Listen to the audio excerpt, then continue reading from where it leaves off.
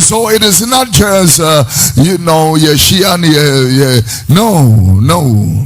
When you some young it's your life itself. It's the air you breathe. When you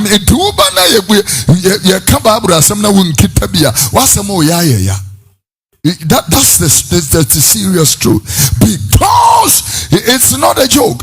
Your life depends on it. Your entire life depends on it. Before I allow you to take your seat, I have started a series, and I'm deriving the revelation from Matthew chapter 13, and I call it Asoreba.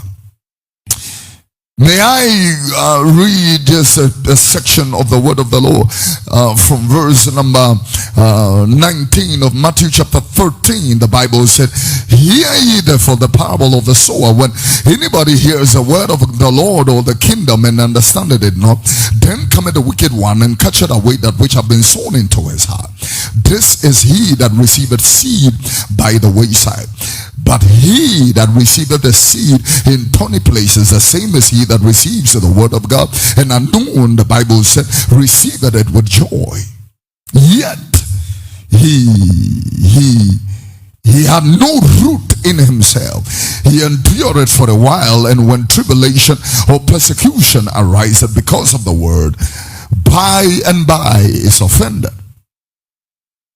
The Bible said, he also that receives the word or seed among the tongues is he that hears the word of the Lord. And the Bible said, the curse of this world and the deceitfulness of riches choke the word, and it becometh unfruitful.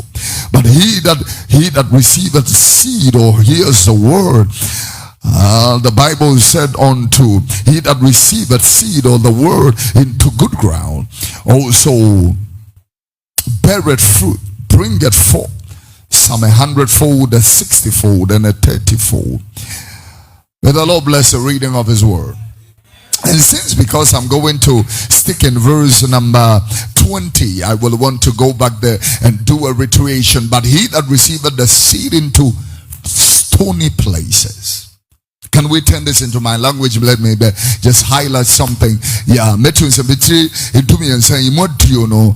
Nadia will go aboso no. And it will take a seminal. No, dear Nietzsche, a general intentum. It's not intem. Intentum.